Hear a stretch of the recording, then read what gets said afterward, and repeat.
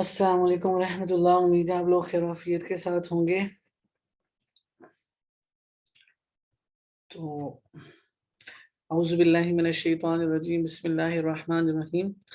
اللہ کے نبی صلی اللہ علیہ وآلہ وسلم نے ارشاد فرمایا، جس کا مفہوم ہے کہ جو شخص قرآن کی ایک آیت سیکھتا ہے اس کو 100 رکعت نفل پڑھنے کا ثواب ملتا ہے۔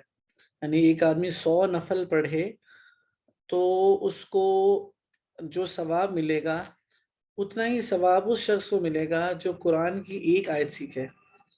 اور پھر آپ صلی اللہ علیہ وسلم نے فرمایا، اس کا مفہوم ہے جو دین کا ایک باب سیکھے، جیسے غسل ایک باب ہے، وضو ایک باب ہے، نماز ایک باب ہے، وراثت کے مسائل ایک باب ہے، اور جو ہے کاروبار کے مسائل ایک باب ہے۔ جو کسی بھی ایک باب کے مسائل کو سیکھے تو اس کو 1000 رکعت نفل پڑھنے کا ثواب ملتا ہے۔ تو اب ہم یہ جو نماز کی سنتیں سیکھ رہے ہیں، نماز ایک باب ہے دین میں، یا نماز کو پڑھنا سیکھ رہے ہیں تو یہ ایک باب ہے دین کے اندر۔ تو اس کو سیکھنے کے اوپر ہمیں یقین ہو کہ ہمیں 1000 رکعت نفل پڑھنے کا ثواب مل گیا، ملے گا نہیں، جیسے ہی ہم اس کو سیکھ لیں گے ہمیں مل گیا۔ اور جیسے ہم قرآن سورۃ نور ہمیں آج کل سٹارٹ کی ہوئی ہے، تو ایک آیت کے اوپر ہمیں 100 رکعت نفل پڑھنے کا ثواب مل گیا۔ تو شروع کرتے ہیں، کیونکہ کافی ساری چیزیں ہیں جو انشاءاللہ آج ڈسکس کرنی ہے۔ کچھ جو ہیں نماز میں جو دعائیں ہیں جو اللہ کے نبی صلی اللہ علیہ وآلہ وسلم پڑھتے تھے، وہ بھی میں آپ کے ساتھ شیئر کروں گا، اور طریقہ جو ہے وہ بھی انشاءاللہ شیئر کروں گا۔ یہ جتنا بھی جو طریقہ لکھا ہوا ہے نماز کا، یہ سارا احادیث سے ثابت ہے، اور جو ہے اللہ کے نبی صلی اللہ علیہ وسلم کی مختلف روایات میں۔ تو نماز کی سنتیں: بسم اللہ الرحمن الرحیم، رب یسر ولا تعسر وتمم بالخیر وبک نستعین، سبحانک لا علم لنا الا ما علمتنا انک انت العلیم الحکیم۔ بسم اللہ الرحمن الرحیم۔ تو سب سے پہلے نماز میں ہے کہ مرد کو نیت باندھتے وقت ہاتھوں کو کانوں تک اٹھانا اور عورتوں کا کندھوں تک اٹھانا۔ تو ابھی میں آج کی 40 منٹس کا جو پہلا زوم کا سیشن ہے، اس میں پوری نماز انشاءاللہ آپ کے ساتھ ڈسکس کر لوں گا، ورنہ ٹکڑوں میں پھر رہ جاتی ہے۔ اچھا، اس میں سب سے پہلے جو نیت ہے نا، یہ کہہ رہا ہے جیسے میں ابھی عشاء پڑھنے لگا ہوں تو میں کہوں 4 رکعت فرض وقت نماز عشاء، منہ قبلے کی طرف، واسطے اللہ تعالیٰ کے، یہ کہنا لازم نہیں ہے۔ نیت جو ہے نا، یہ دل کے ارادے کا نام ہے۔ کسی نے کہہ لیا تو بہت اچھی بات ہے، لیکن اگر کسی کا یہ رہ گیا کہ جو ہے منہ میرا قبلے کی طرف، obviously وہ قبلے کی طرف منہ کر کے ہی کھڑا ہے، تو اس کی نیت قبلے کی طرف ہی تھی تو نیت ہو گئی، اور وہ عشاء پڑھنے کے لیے ہی کھڑا ہے تو، اور 4 فرض رکعت پڑھنے کے لیے ہی کھڑا ہے تو نیت اس کی ہو گئی۔ تو اگر یہ جو سینٹینس ہے جو ہم جنرلی کامن بولتے ہیں، بولنے تو اچھی بات ہے، لیکن اگر کسی کا مس ہو گیا تو ایسے نہیں کہ اس کی وہ والی نماز ہی نہیں ہوئی۔ اچھا، اور جو ہے اس کے بعد مرد کا جو ہاتھ اٹھانا ہے وہ کانوں کی لو تک۔ یہ جو ہے نا، یہ چیز اس کو کانوں کی لو بولتے ہیں، یہ یہاں سے یہ، یہاں سے یہ، تو جو ہے نا کانوں کی لو تک مرد کا ایسے ہاتھ اٹھانا، اور عورتوں کا جو ہے وہ صرف سینے تک ہاتھ اٹھانا، یہاں تک بس، انہوں نے کانوں کی لو تک نہیں لے کے جانا۔ تو یہ پہلا یہاں سے ہم نماز کو سٹارٹ کریں گے۔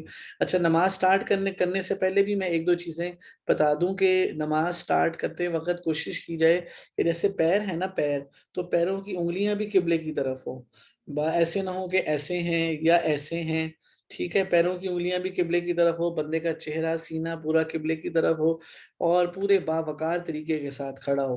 اور جب تکبیر کہے تو یہ پیچھے خود سوچے کہ میرے جو جتنے خیالات تھے وہ میں نے سارے پیچھے پھینکے، اور اب اللہ اکبر کہہ کے جب ہاتھ باندھے تو اب صرف یہ خیال رکھے کہ یا اللہ مجھ سے بات کر رہا ہے یا میں اللہ سے بات کر رہا ہوں۔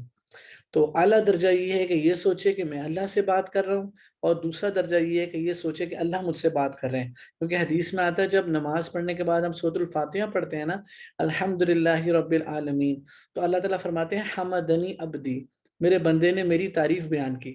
اب ہم نے ایک جملہ کہا، آگے سے اللہ جواب دیتے ہیں۔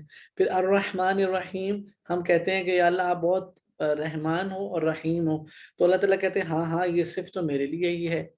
عربی میں پوری حدیث ہے۔ پھر ہم پڑھتے ہیں مالک یوم الدین، کہ آپ یوم جزا کے مالک ہیں، تو اللہ تعالیٰ کہتے ہیں بالکل یوم جزا کا مالک میں ہی ہوں۔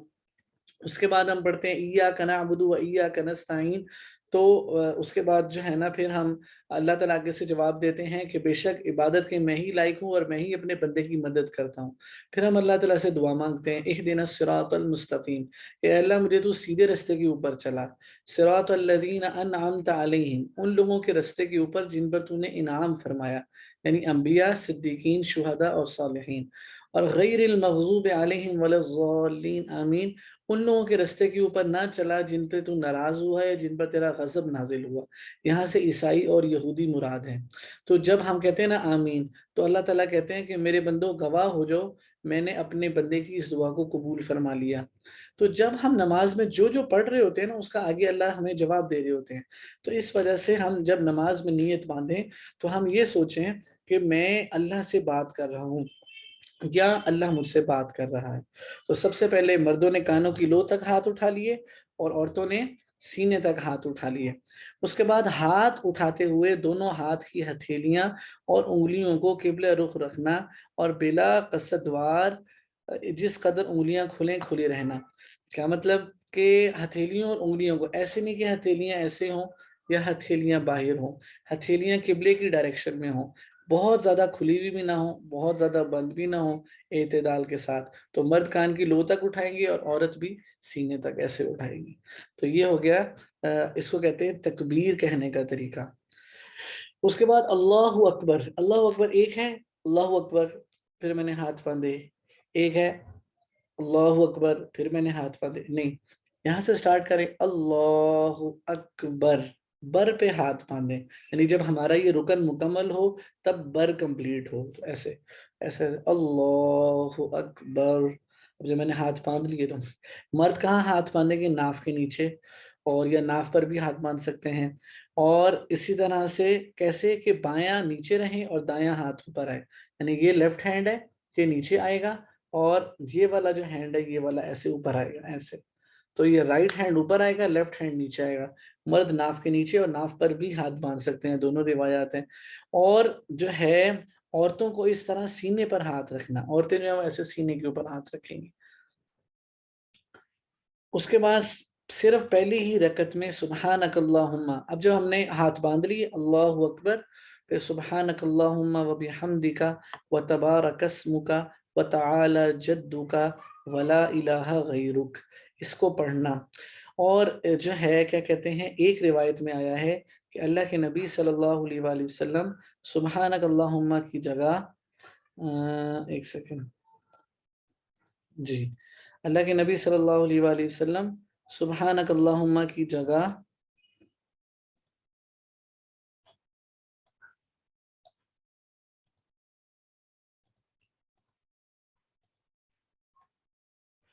ہاں یہ والی دعا پڑھتے تھے،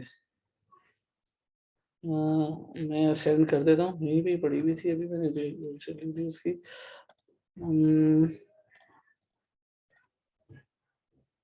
صبح ہونے سجدے کی دعا آگئی، یہ اس کی آگئی، خیر میں آپ کو سینڈ کرتا ہوں انشاءاللہ وہ کلاس کے بعد۔ اللہ کے نبی صلی اللہ علیہ وسلم سجدے کے اندر ثنا کے ساتھ ایک دعا پڑھتے تھے، اللہم باعد بینی وبین خطایای کما باعدت بین المشرق والمغرب، اللہم اغسل خطایای بالماء والثلج والبرد، کہ اے اللہ مجھے اور میری خطاؤں کو ایسے دور کر دے جیسے تو نے مشرق کو مغرب سے دور کیا، اور اے اللہ میری خطاؤں کو دھو دے پانی سے اور برف کے اولوں سے جو ہے نا اچھی طرح سے دھو دے۔ تو ہم ثنا پڑھیں گے اور یہ بھی دعا پڑھیں گے۔ تو میں یہ آپ کو اس وجہ سے میں نے دعائیں اکٹھی کر کے ابھی آپ کے ساتھ شیئر کروں گا کہ جو ہم نے بچپن میں نماز پڑھی، بچپن تک ہم وہی نماز پڑھتے ہیں، جس طرح اپنے کپڑے، جوتے، گھر، چیزیں اچھی کرتے ہیں، اپنی نماز کو اچھی کریں۔ چھوٹی چھوٹی دعائیں اور ہیں جو اپنی نماز میں ایڈ اپ کریں تاکہ ہماری نماز کا مٹیریل تھک ہو، کنسنٹریٹڈ ہو، ہماری نماز جاندار بنے۔ اس کے بعد پھر پہلی رکعت میں، جب پہلی رکعت ہے تو اس میں اعوذ باللہ من الشیطان الرجیم اور بسم اللہ الرحمن الرحیم پڑھنے کے بعد سورۃ الفاتحہ ہم پڑھیں گے۔ سورۃ الفاتحہ ختم ہونے کے بعد آہستہ آواز سے آمین کہیں گے۔ جو مرد ہیں مردوں کے لیے یہ ہے کہ اگر وہ امام کے پیچھے نماز پڑھ رہے ہیں تو حدیث میں آتا ہے قراءۃ الامام قراءۃ لہ، کہ جو امام کی قراءت ہے وہ جو ہے مقتدی کی بھی قراءت ہے، تو ان کے لیے لازم نہیں کہ وہ سورۃ الفاتحہ پڑھیں۔ لیکن اگر کوئی مفرد ہے، اکیلا نماز پڑھ رہا ہے، چاہے مرد ہے یا عورت ہے، تو پھر حدیث میں آتا ہے جس نے سورۃ الفاتحہ نہیں پڑھی اس کی نماز ہی نہیں ہوئی، تو اس وجہ سے اس کے لیے سورۃ الفاتحہ پڑھنا لازمی ہے۔ اور غیر المغضوب علیہم ولا الضالین، جب یہ مکمل ہو جائے تو پھر آمین کہے آہستہ آواز میں۔ اس کے بعد سورۃ الفاتحہ کے بعد سورت کا ملانا واجب ہے۔ جیسے میں نے آپ کو بتایا کہ فجر اور جو پہلی 2 رکعتیں ہیں نا فرائض کی، ان میں تو سورت الفاتحہ کے ساتھ سورت کا ملانا لازم ہے، ورنہ سجدہ صحف ہو جائے گا واجب۔ اور اگر ہم سجدہ صحف بھی نہیں کرتے اور پہلی یا دوسری رکعت کے ساتھ ہم نے اگر سورت بھی نہیں ملائی تو پھر ہماری نماز نہیں ہوئی۔ جیسے مثال کے طور پہ فجر کی 2 فرض ہیں، اب پہلی رکعت کے ساتھ بھی سورت کو ملائیں گے، دوسری رکعت میں بھی ساتھ بھی سورت کو ملائیں گے۔ ظہر کے 4 فرض ہیں، پہلی دونوں رکعتوں میں سورت ملائیں گے اور تیسری اور چوتھی میں نہ ملانا واجب ہے۔ فرض ہوگی تیسری اور چوتھی میں اگر ہم نے سورت ملائی تو پھر بھی سجدہ صاحب واجب ہو جائے گا، اور اگر سجدہ صاحب نہیں کیا تو پھر نماز نہیں ہوگی۔ اسی طرح سے عصر کے 4 فرض ہیں، پہلی 2 رکعتوں کے ساتھ سورۃ الفاتحہ کے ساتھ کسی سورت کا ملانا واجب ہے، اور تیسری چوتھی میں نہ ملانا واجب ہے۔ اسی طرح سے مغرب کے 3 فرض ہیں، پہلی 2 رکعتوں میں ملانا واجب ہے، تیسری میں نہ ملانا واجب ہے، اور عشاء میں بھی ایسے ہی ہے۔ لیکن جو سنتیں ہیں، سنتوں کی 4 رکعتوں کے ساتھ سورت کا ملانا واجب ہے۔ سورت کے ملانے میں نے آپ کو بتایا تھا کہ کوشش کرنی چاہیے کہ جو سورت قرآن میں پہلے ہے وہ ہم پہلے پڑھیں۔ جیسے پہلی رکعت میں قل اعوذ برب الفلق پڑھ لیں، دوسرے میں قل اعوذ برب الناس پڑھ لیں۔ اگر پہلی کے اندر قل اعوذ برب الناس پڑھی، دوسرے میں قل اعوذ برب الفلق پڑھی تو یہ بھی مکروہ ہے، ناپسندیدہ عمل ہے۔ اسی طرح سے پہلی رکعت کے اندر لمبی والی تھوڑی سی لمبی سورت پڑھ لیں، قرات تھوڑی لمبی کر لیں اور دوسری میں مختصر کر دیں۔ جیسے مثال کے طور پہ اگر پہلی کے اندر تبت یدا ابی لہب وتب پڑھ لیں تو یہ تھوڑی سی لینتھ میں زیادہ ہے، اور پھر دوسری میں قل هو اللہ احد پڑھ لیں تو یہ ٹھیک ہو گیا۔ لیکن اگر پہلی رکعت میں قل هو اللہ احد پڑھی اور دوسری میں قل اعوذ برب الفلق پڑھی تو پہلی رکعت کی جو قرات ہے وہ تھوڑی ہو جائے گی، دوسری رکعت کی قرات زیادہ ہو جائے گی، تو یہ بھی مکروہ ہوگی۔ تو اس کا بھی جو ہے خیال رکھیں۔ میری آواز کلیئر آ رہی ہے نا؟ اگر کہیں میری آواز کلیئر نہ آئے تو کائنڈلی ضرور مجھے میسج کر کے بتائیں۔ اچھا، اس کے بعد یہ ہے کہ رکوع میں ہاتھ کی انگلیاں کشادہ کر کے گھٹنوں کو پکڑنا، پھر اسی طرح سے اللہ اکبر رکوع میں جانا شروع کریں، اور رکوع کے اندر جب ہم جائیں تو بر کو وہاں پر ختم کریں، اللہ اکبر وہاں پر اپنے رکوع کو ختم کریں، اور جو گھٹنوں کو پکڑنا ہے اور ہاتھ کی انگلیوں کو کھلا رکھنا ہے، اور یہ جو سینٹر والی انگلی ہے ہماری نیچے جو ٹانگ کی انگلی کی ہڈی ہے اس کے اوپر یہ آئے اور ہم نے گھٹنوں کو مضبوطی کے ساتھ پکڑنا ہے۔ مردوں کے لیے ایسے ہے کہ رکوع میں اس طرح سے جھکنا کہ سر، کمر اور سرین تختے کی طرح ایک سطح کے برابر ہو جائے، یعنی کہ جو ایسے جھکیں گے کہ سر ہے، کمر ہے اور سرین پیچھے سے یہ تینوں برابر ہونی چاہیے۔ اللہ یہ کہ کسی کا کوئی بیک بون کا مسئلہ یا کوئی اور ہے تو اس کے لیے پھر ظاہری بات ہے گنجائش ہے، لیکن بالکل ہٹا کٹا صحت مند بندہ ہے تو جو ہے کیا کہتے ہیں وہ اس کو چاہیے کہ وہ اس کا اہتمام کرے کہ اس کی کمر اور وہ سیدھی ہو۔ دونوں ہاتھوں کو تان کر سیدھا رکھنا اور ہاتھوں کو پسلیوں سے جدا رکھنا، کہ رکوع ایسے کریں کہ ہاتھ پسلیوں کو رکھ رہے ہیں، ایسے نہیں، پسلیوں سے ہاتھوں کو جدا رکھنا، اور پنڈلیوں کو بھی سیدھا رکھنا، پنڈلیاں بھی سیدھی ہوں قبلے کی طرف، یہ میں نے آپ کو سٹارٹ میں بتائیں۔ یہ سب مردوں کے لیے ہے۔ عورتوں کو صرف اتنا جھکنا چاہیے کہ ان کے ہاتھ گھٹنوں تک اچھی طرح پہنچ جائیں، مطلب صرف انہوں نے پہنچانا ہے، بالکل تھوڑا سا جھکنا ہے کہ ہاتھ گھٹنوں تک پہنچ جائیں۔ یہ گردن، کمر، سرین کا سیدھا ہونا، ایسے پیٹھ نکال کے جو ہے رکوع کرنا، یہ عورت کے لیے منع ہے۔ اس کے لیے صرف اس نے تھوڑا سا جھکنا ہے کہ جس سے اپنے گھٹنوں کو وہ پکڑ سکے، اور عورتیں انگلیوں کو گھٹنوں پر ملا کر رکھیں، بس ایسے اس کو پکڑ کر رکھیں۔ ٹھیک ہو گیا؟ تو عورت نے صرف ہلکا سا جھکنا ہے کہ گھٹنوں کو پکڑنا ہے، اور مرد کی ہر چیز سیدھی ہو۔ اور رکوع میں کم از کم 3 مرتبہ سبحان ربی العظیم، اس کو 3 مرتبہ کم از کم پڑھنا، سبحان ربی العظیم، سبحان ربی العظیم، سبحان ربی العظیم۔ نماز پڑھتے ہوئے کوشش کریں کہ ہم اتنی آواز ضرور نکلے کہ ہمارے کم از کم اپنے کان اس کو ضرور سن رہے ہوں، تو یہ 3 مرتبہ کم از کم ہے۔ ہم 5 دفعہ پڑھیں، 7 دفعہ پڑھیں، 9 دفعہ پڑھیں، 11 دفعہ پڑھیں، جتنی مرضی دفعہ پڑھیں، اس کے اللہ پاک کی طرف سے ہمیں توفیق ہو۔ اچھا یہ نا ایک دعا اور ہے، یہ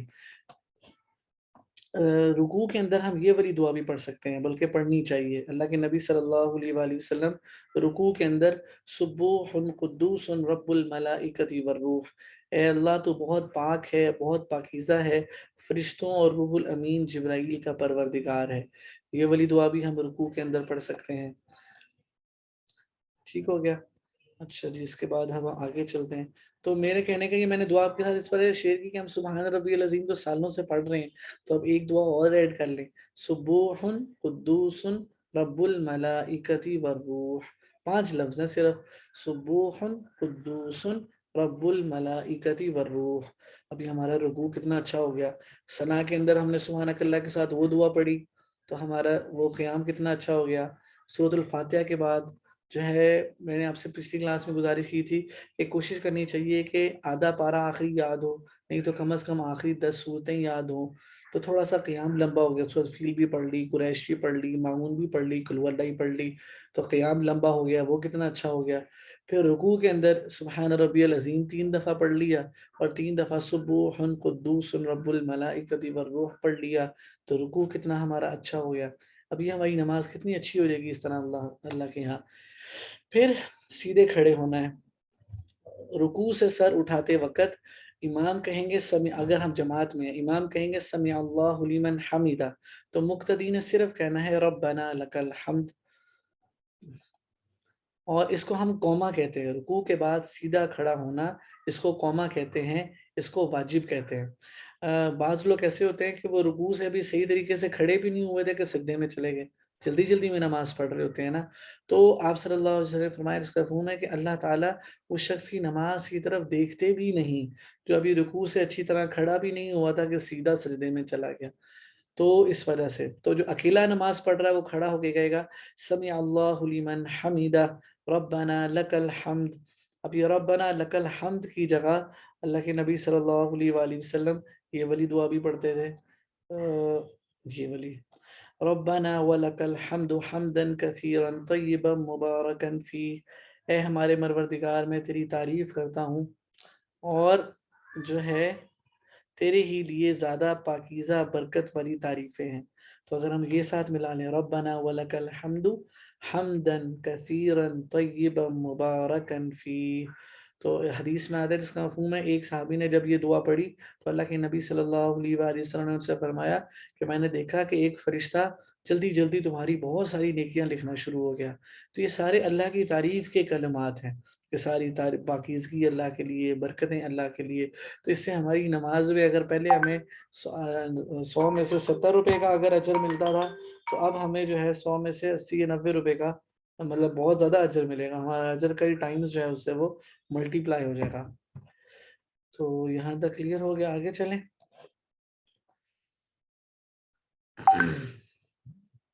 اچھا جی، اس کے بعد جو ہے سجدے میں جاتے ہوئے پھر اللہ اکبر کہنا۔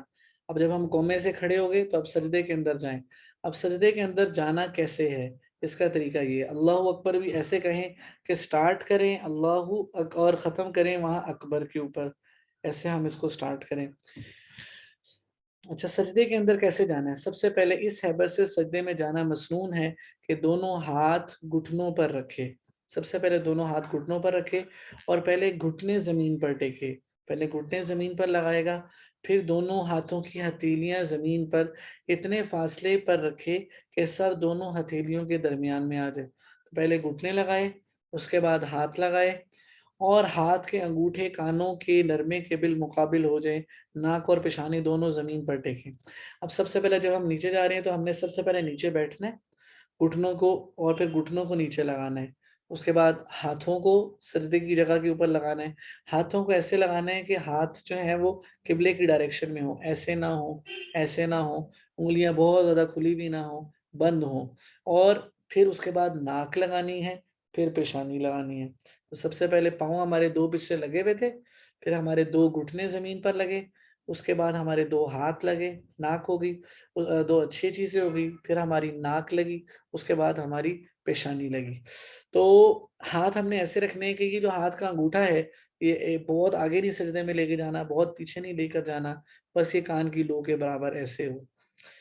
اور سجدے میں دونوں ہاتھوں کی انگلیاں ملا کر قبلہ رخ رکھنا، اس طرح دونوں پیروں کو انگلیوں کو بھی قبلہ رخ رکھنا مسنون ہے۔ مطلب جب ہم سجدے میں جائیں تو ہمارے ہاتھ بھی سامنے سے قبلے کی طرف ہوں اور پیچھے سے ہمارے پاؤں ایسے مطلب ایسے زمین پہ لگے ہوں کہ انگلیاں بھی قبلے کی ڈائریکشن کے اندر ہوں ایسے۔ مرد کو سجدے میں دونوں ہاتھوں کی کونیوں کو ستون کی طرح کھڑا رکھنا۔ مرد جو ہے وہ ایسے ٹکا کے نہیں بیٹھے گا، وہ ایسے کھول کے بیٹھے گا۔ پیٹ کو زانوں سے، آستینوں کو زمین سے اور ہر بازوؤں کو پسلیوں سے جدا رکھنا، مطلب ایسے کھلا ہوا ہو کہ چھوٹا سا بکری کا بچہ ہی بیچ سے گزر سکتا ہے۔ سجدہ سینہ کو ابھار کر کرنا۔ اس کے بعد ہے سجدہ زمین کی طرف سینہ دبا کر نہ کرنا، البتہ عورتوں کو زمین سے لگ کر سجدہ کرنا۔ اچھا مرد کا تو یہ ہو گیا کہ وہ جب ایسے سجدے میں جائیں گی تو ان کا پیچھے سے یہاں سے ہاتھ اٹھا ہوا ہوگا، اور لیکن عورتیں جو ہے نا وہ ایسے زمین کے ساتھ چپک کے، کونیاں بھی ان کی زمین کے اوپر لگیں گی اور وہ خود بھی زمین کے ساتھ چپک کر سجدہ کریں گی۔ ان کے بارے میں نہیں ہے کہ ان کا پیٹ اور یہ ایسے ہاتھ پیچھے ہوئے اٹھے ہوئے ہوں۔ تو جس طرح رکوع میں انہوں نے پورا نہیں جھکنا، بس گھٹنوں کو پکڑنا ہے، سجدے کے اندر بالکل زمین کے ساتھ چپک جانا ہے۔ لیکن جو ہے طریقہ جیسے بتایا کہ پہلے یہ گھٹنے لگانے، اس کے بعد ہاتھ لگانے، پھر ناک، اور پھر جو ہے نا پیشانی۔ اب سجدے کے اندر جو ہے نا انسان سب سے زیادہ اللہ کے قریب سجدے کی حالت میں ہوتا ہے۔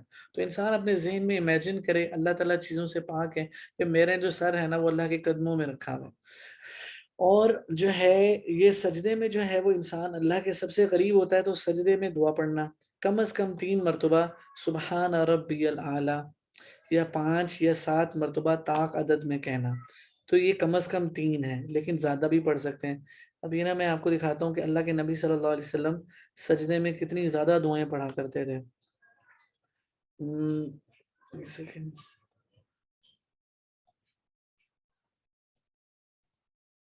یہ دیکھیں اللہ کے نبی صلی اللہ علیہ وسلم سجدے کے اندر نا یا رب اغفر لی، یہ دیکھیں یا رب اغفر لی، سبحان ربی الاعلیٰ کے بعد 3 مرتبہ یا رب اغفر لی، اے میرے پروردگار تو میری مغفرت فرما۔ پھر حدیث میں آتا ہے کہ جو شخص اپنی پیشانی سجدے میں رکھ کر یا رب اغفر لی کہتا ہے، سر اٹھانے سے پہلے اس کی مغفرت ہو جاتی ہے۔ تو ہم سبحان ربی الاعلیٰ ہی صرف کہہ رہے تھے، تو ہم وہاں پر 3 یا 5 یا 7 دفعہ یا 3 دفعہ سبحان ربی الاعلیٰ کہہ لیں، اس کے بعد 3 مرتبہ یا رب اغفر لی، یا رب اغفر لی، یا رب اغفر لی، یہ والی دعا بھی ہم پڑھ لیں۔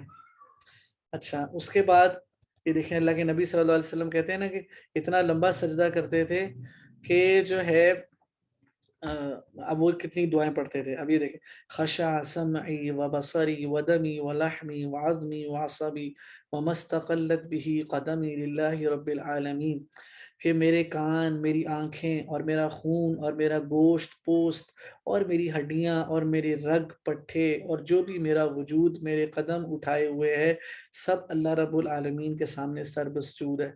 تو اللہ کے نبی یہ دعا بھی پڑھتے تھے۔ سبوح قدوس رب الملائکۃ والروح، سجدے میں یہ دعا بھی پڑھتے تھے، یہ دعا رکوع کے اندر بھی آئی ہوئی ہے۔ پھر اللہ کے نبی صلی اللہ علیہ وسلم یہ والی دعا ہے اللہم اغفر لی ذنبی کلہ دقہ وجلہ واولہ وآخرہ وعلانیتہ وسرہ، اے اللہ تو میرے تمام گناہ چھوٹے بڑے اگلے پچھلے ظاہر پوشیدہ سب کو معاف کر دے۔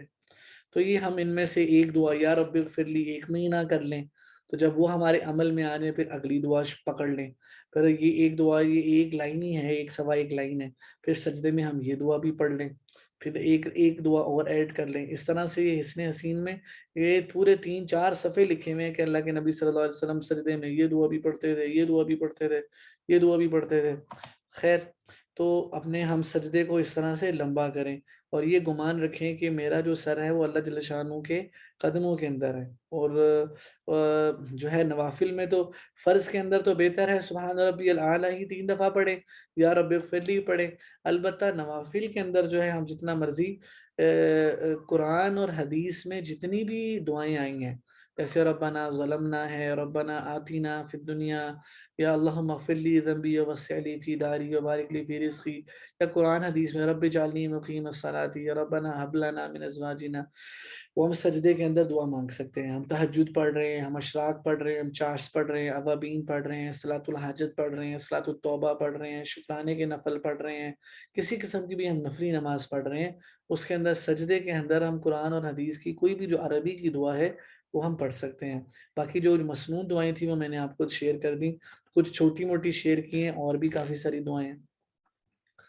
اس کے بعد جو ہے مطلب ہم ایسے کرتے ہیں کہ میں نے جو ایسے کیا کہ میں نے جو ہے نا، میں جب 3 دن کے لیے جاتا تھا، ہر مہینے میں ایک دفعہ 3 ڈیز کے لیے جماعت میں جاتا ہوں، تو میں 3 ڈیز میں نے ایک دعا یاد کر لی، پھر پورا مہینہ اس کو عمل میں لے کے آئے، پھر اگلے 3 ڈیز میں ایک دعا یاد کر لی، پھر اس کو، اب اللہ کا شکر ہے سجدے کی تقریباً ساری دعائیں یاد ہوگی، رکوع کی ساری دعائیں یاد ہوگی، پھر تہجد کے وقت کی دعائیں یاد ہوگی۔ تو اگر بندہ تھوڑا سا اپنے آپ کو آرگنائز کر لینا کہ یہ میرا ٹارگٹ ہے کہ میں نے ایک مہینے میں ایک دعا کر کے اس کو عمل میں لانا ہے، تو پھر وہ بڑی آسانی سے چیز عمل کے اندر آ جاتی ہے۔ تو آپ دیکھیں، قیام سبحانک اللہ کے ساتھ ایک دعا ملائی، پھر سورۃ الفاتحہ میں تھوڑا سا قرآن لمبا پڑھا، پھر رکوع کے اندر جا کے جو ہے 2-3 دعائیں پڑھی، جو ہے پھر قوما سے اٹھنے کے بعد حمدن کثیرن، قوما میں حمدن کثیرن طیباً والی دعا پڑھی، پھر سجدے کے اندر سبحان ربی الاعلیٰ کے ساتھ 2-3 دعائیں پڑھی۔ تو یہ اب دیکھیں، اب ایک رکعت ہماری کتنی اچھی ہو گئی، ہماری نماز بھی وہ جو پہلے ہم 3-4 منٹ میں 4 فرض پڑھ لیتے تھے، اب کم از کم 7-8 منٹ تو لگیں گے نا، اور یہ اللہ تعالیٰ کے یہاں اس نماز کی خشوع اور خضوع بھی زیادہ ہوگا۔ اچھا، اب سجدے سے سر اٹھاتے وقت اللہ اکبر کہنا، اب سجدے میں جاتے ہوئے اللہ اکبر کہنا، اب سجدے سے سر اٹھاتے ہوئے اللہ اکبر کہنا، اس کو جلسہ کہتے ہیں۔ 2 سجدوں کے درمیان جو ہم بیٹھتے ہیں اس کو جلسہ کہتے ہیں۔ پہلے سجدے سے اٹھ کر اس طرح بیٹھنا کہ بائیں پاؤں کو بچھا کر اس پر بیٹھ جائیں، یہ مردوں کے لیے بھی، مطلب لیفٹ پاؤں جو ہے ایک پیٹھ کے نیچے آ جائے گا اور رائٹ پاؤں سے کھڑا ہو جائے گا۔ دائیں پاؤں کو کھڑا کر کے رکھے کہ اس کی انگلیاں قبلہ رو ہوں، ایسے قبلے کی طرف ہوں، اور ہاتھ کی انگلیوں کو بغیر قصدن ملائے قبلہ رخ رکھے۔ اتحیات میں جو ہم نے سامنے اپنی ٹانگ کے اوپر جو ہاتھ رکھا ہوا ہے اس کو جان بوجھ کے نہ ملائیں، تھوڑا بہت گیپ آ جائے تو آ جائے، لیکن قبلہ رخ ہوں، بہت زیادہ نیچے نہ ہوں، بہت زیادہ پیچھے نہ ہوں، بس گھٹنوں کے اوپر ہوں۔ انگلیاں اس طرح رکھے کہ ہتھیلیاں ران پر رہیں اور انگلیوں کے سرے گھٹنوں تک رہیں، اس کو جلسہ کہتے ہیں، کہ جو ہے سرے جو ہیں وہ گھٹنوں تک آ جائیں اور پیچھے، اس کو جو ہے وہ سجدہ کہتے ہیں۔ لیکن ابھی عورتوں کا آگے آ جائے گا۔ جلسے میں بیٹھ کر پھر اللہ اکبر کہہ کر دوسرے سجدے میں جانا۔ اچھا، یہ ایسے پاؤں بچھانا، پیچھے سے پاؤں اٹھانا جو ہے نا، یہ مردوں کے لیے بھی، عورتیں پاؤں نکال بھی سکتی ہیں اور ان کے لیے ایسے ہے۔ اور سجدے کے اندر جو ہے، جلسے کے اندر یہ دعا اللہ کے نبی صلی اللہ علیہ وسلم پڑھتے تھے۔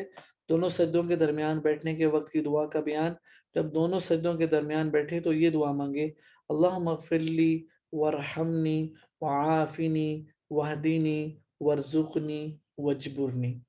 دوبارہ میں پڑھ دیتا ہوں، اللہم اغفر لی، اے اللہ تو مجھے بخش دے، ورحمنی اور مجھ پر رحم فرما، وعافنی اور مجھے عافیت دے، وہدینی اور مجھے ہدایت دے، ورزقنی اور مجھے رزق دے، وجبرنی اور میرے لیے آسانیاں پیدا فرما۔ تو یہ دعا ہے، اللہم اغفر 1 2 3 4 5 6 ورڈز ہیں۔ تو یہ جلسے کے اندر اللہ کے نبی صلی اللہ علیہ وسلم جو ہے نا یہ پڑھتے تھے، اور بھی آگے پورا پیج ہے، کافی ساری دعائیں پڑھتے تھے، لیکن یہ مسنون ہے، اللہم اغفر لی ورحمنی وعافنی وہدینی ورزقنی وجبرنی۔ آخری دفعہ پڑھ دیتا ہوں، اللہم اغفر لی ورحمنی وعافنی وہدینی ورزقنی وجبرنی۔ تو یہ دعا جلسے کی دعا ہے۔ اچھا جی، اس طرح سے جس طرح پہلے سجدے کے مطلب پھر دوبارہ سے اللہ اکبر سجدے میں اسی طرح جائے۔ اچھا ہاں، جب سجدے میں ہم جاتے ہیں تو سب سے پہلے ہمارا جو ہے وہ کیا کہتے ہیں، گھٹنے لگتے ہیں، اس کے بعد ہمارے ہاتھ لگتے ہیں، پھر ہماری ناک لگتی ہے اور پھر ہماری پیشانی لگتی ہے۔ لیکن جب ہم نے سجدے سے اٹھنا ہے تو اپوزٹ ہے، پہلے ہم نے پیشانی اٹھانی ہے، پھر ہمیں ناک اٹھانی ہے، پھر ہم نے ہاتھ اٹھانے ہیں، اور پھر ہم نے گھٹنوں کو اٹھانا ہے۔ جس طرح پہلے سجدے کے متعلق سنتیں بیان ہوئی ہیں، ان سب کو ادا کرتے ہوئے دوسرے سجدے میں جانا، ہاں نفس سے سجدہ کرنا فرض ہے، سجدہ کرنا فرض ہے۔ اگر مثال کے طور پہ ایک رکعت میں 2 سجدے کرنے تھے، کسی نے ایک سجدہ کیا تو اس کا ایک فرض چھوٹ گیا، اس کی نماز نہیں ہوئی، اس کو لوٹانی پڑے گی۔ دوسرے سجدے سے اٹھے تو پہلے پیشانی اور ناک، اب یہ اٹھنے کے وقت آ گیا، دوسرے سجدے سے اٹھے تو پہلے پیشانی اور ناک یعنی سر اٹھائے اور دونوں ہاتھوں کو دونوں گھٹنوں پر رکھ کر قدم کے پنجوں پر زور دے کر بغیر بیٹھے اور ٹیک لگائے سیدھا دوسری رکعت کے لیے کھڑا ہو جائے اور اللہ اکبر کہتا ہوا اٹھے۔ اچھا اب جب اٹھنا ہے نا تو ویسے ہی آ گیا، پہلے پیشانی اٹھائی، پھر ناک اٹھائی، پھر ہاتھ اٹھائے، اس کے بعد گھٹنے اٹھائے، پھر یہ جو ایسے پکڑ کے ہم کھڑے ہوتے ہیں نا سجدے میں، ایسے نہیں سیدھا کھڑے ہو جائے، کسی کے گھٹنوں میں درد ہے، گھٹنے کمزور ہیں تو وہ تو ایسے ٹیک لگا کے کھڑا ہو، ورنہ بغیر کسی عذر کے ٹیک لگا کے کھڑا ہونا پسندیدہ نہیں ہے۔ اب جب دوسری رکعت شروع ہو گئی ہے تو اب ہم نے دوسری رکعت میں سبحانک اللہ نہیں پڑھنی، اب ہم نے بسم اللہ الرحمن الرحیم پڑھ کے سورۃ الفاتحہ پڑھنی ہے اور اس کے ساتھ جو ہے نا وہ سورت ملانی ہے، کم از کم سورت اتنی ہو کہ 3 آیتیں، جتنی 3 آیتیں لمبی ہوتی ہیں اتنی اس کی مقدار ہو، جیسے سورۃ اخلاص ہے قل هو اللہ احد، اس کی 3 آیتیں ہیں تو اتنی لمبی ہو، لیکن ایسے آیت الکرسی ہے، اگر کوئی آیت الکرسی پڑھ رہا ہے اللہ لا الہ الا هو الحی القیوم لا تاخذہ سنۃ ولا نوم، تو اب یہ آیت تو ایک ہی ہے لیکن یہ 3 آیتوں جتنی ہیں تو وہ آیت الکرسی بھی پڑھ سکتا ہے۔ تو 3 آیات کی تلاوت کریں سورۃ الفاتحہ اور سورت کے ملانے کے درمیان بسم اللہ الرحمن الرحیم پڑھنا منفرد کے لیے اور سری نمازوں میں امام اور منفرد کے لیے مستحسن ہے کہ دوسری رکعت پہلی رکعت کے مطابق سنت کا خیال رکھتے ہوئے پورا کریں۔ اب جیسے سورۃ الفاتحہ سے پہلے بسم اللہ پڑھی ہے تو اگر میں قل اللہ پڑھ رہا ہوں یا قل اعوذ برب الفلق پڑھ رہا ہوں تو اس سے پہلے بھی بسم اللہ پڑھوں۔ اس میں یہ بتا دوں کہ اللہ کے نبی صلی اللہ علیہ وسلم قیام لمبا کرتے تھے، فجر کے اندر جو ہے خاص طور سے فجر کی نماز میں اور عشاء کی نماز میں، مغرب میں چونکہ ٹائم تھوڑا ہوتا تھا تو آپ مختصر کرتے تھے، بلکہ جمعے والے دن فجر کے اندر آپ پہلی رکعت میں الف لام میم سجدہ، اور یہ تقریباً 2 رکوع کی صورت ہے۔ آج بھی اللہ تعالیٰ ہم سب کو عمرے میں لے کے جائے تو اگر مسجد نبوی میں آپ فجر کی نماز پڑھیں گے نا تو مسجد نبوی میں فجر کی نماز میں امام جو ہوگا مسجد نبوی کا وہ پہلی رکعت میں الف لام میم سجدہ اور دوسری رکعت میں سورۃ دہر ہی پڑھے گا، اور اسی طرح سے جو ہے تو ہم کیا کوشش کریں کہ قرآن اتنا یاد کریں کہ ہماری نماز اچھی ہو۔ دوسری رکعت میں دونوں سجدے ادا کرنا، اچھا اس میں ایک بار میں بتانی بھول گیا، جب ہم نے اللہ اکبر شروع میں کہنا ہے نا تو ہم نے یہ سامنے گمان رکھنا ہے کہ بیت اللہ شریف جو بلیک اللہ کا گھر ہے جس کا لوگ طواف کر رہے ہیں وہ میرے سامنے ہے، کیونکہ ہم نے نیت یہی کی ہے کہ ہم بیت اللہ کی طرف منہ کر کے سجدہ اللہ کو کریں لیکن بیت اللہ میرے سامنے ہے، تو میں اللہ اکبر کرتے ہوئے نظر سامنے رکھوں اور اپنے ذہن میں یہ خیال رکھوں کہ سامنے بیت اللہ شریف ہے، اللہ اکبر۔ پھر جب میں نے اکبر پہ ہاتھ باندھنے ہیں نا ہم لوگوں نے تو پھر نگاہ جو ہے وہ سجدے کی جگہ پر لے کے جانی ہے، اور سجدے کی جگہ میں رکھتے ہوئے یہ سبحانک اللہ اور سورۃ الفاتحہ اور یہ ساری ملانی ہے، آنکھیں بند نہیں کرنی، بغیر کسی عذر کی نماز میں آنکھ بند کرنا مکروہ ہے۔ اور اسی طرح سے پھر جب رکوع میں جانا ہے تو جو نگاہ ہے وہ پاؤں کی انگلیوں کے اوپر آ جائے گی، اس کے بعد پھر قوما میں کھڑے ہوں گے، پھر نگاہ سجدے کی جگہ پہ جائے گی، پھر جب سجدے کے اندر جائیں گے تو نگاہ ناک کے اوپر آئے گی، تو اور جب اتحیات میں بیٹھیں گے یا جلسے میں بیٹھیں گے تو نگاہ جو ہے وہ جھولی میں آئے گی، تو نماز میں نگاہ کا اہتمام کرنے سے بھی نماز میں خشوع آتا ہے۔ حدیث میں آتا ہے جس کا گھوما جو نماز میں دائیں بائیں دیکھتا ہے وہ ایسے ہے جیسے شیطان نے اس کو اچک لیا۔ پھر بعض لوگ نماز میں آسمان کی طرف دیکھتے تھے تو اللہ کے نبی صلی اللہ علیہ وسلم نے فرمایا اس کا مفہوم ہے کہ جو لوگ نماز میں آسمان کی طرف دیکھ رہے ہیں کہ ان کی آنکھیں اوپر ہی نہ اٹھا لی جائیں، مینز یہ کہ سخت ناپسندیدہ عمل ہے۔ تو قیام کی حالت سامنے سٹارٹ کرتے ہوئے سامنے یہ امیجن کرنا ہے بیت اللہ شریف ہے، قیام کی حالت میں قوما کی حالت میں سجدے کی طرف نگاہ ہوگی، اور جو رکوع میں پاؤں کی انگلیوں کی طرف نگاہ ہوگی جو انگوٹھے ہیں سینٹر میں وہاں پہ، اور جو ہے سجدے کی حالت کے اندر ناک پہ نگاہ ہوگی، اور جلسے میں اور تحیات میں جھولی کی طرف نگاہ ہوگی۔ اور دوسری رکعت میں جانے کے بعد اللہ اکبر کہہ کر پہلے قعدے میں بیٹھے، اور جس طرح جلسے میں تحریر کیا گیا اسی مسنون طریقے سے قعدہ میں بیٹھے اور التحیات پڑھے۔ اچھا جو التحیات ہے کہ آپ صلی اللہ علیہ وآلہ وسلم جب معراج شریف میں جا رہے تھے تو آپ صلی اللہ علیہ وسلم کا اور اللہ کے درمیان کا مکالمہ ہے، تو اس کو ہمیں 3 حصوں میں پڑھنا چاہیے، التحیات للہ والصلوات والطیبات، آپ صلی اللہ علیہ وسلم نے پڑھا یہاں پہ ہمیں بریک لگانی چاہیے. التحیات للہ والصلوات والطیبات. آپ صلی اللہ علیہ وسلم نے معراج پہ جاتے ہوئے فرمایا تمام لسانی بدنی اور مالی عبادتیں اللہ جل شانہ کے لیے ہیں. پھر اللہ تعالیٰ نے آگے سے جواب ارشاد فرمایا السلام علیکہ ایہا النبی ورحمۃ اللہ وبرکاتہ. اے نبی جی آپ پر سلامتی ہو اللہ کی اور اس کی رحمتیں اور برکتیں. پھر آپ صلی اللہ علیہ وسلم نے جواب دیا السلام علینا وعلی عباد اللہ الصالحین. سلامتی ہو ہم پر اور تمام نیک بندوں پر. اور پھر جبریل علیہ السلام نے فرمایا اشہد ان لا الہ الا اللہ واشہد ان محمدا عبدہ ورسولہ. تو یہ جو اتحیات ہے یہ بیسیکلی آپ صلی اللہ علیہ وسلم نے فرمایا. پھر اللہ نے آگے سے جواب دیا. پھر آپ صلی اللہ علیہ وسلم نے فرمایا. تو اس کو ایسے ہی 3 حصوں میں پڑھنا چاہیے. التحیات للہ والصلوات والطیبات آپ صلی اللہ علیہ وسلم کی بات. السلام علیکہ ایہا النبی ورحمۃ اللہ وبرکاتہ اللہ کا جواب.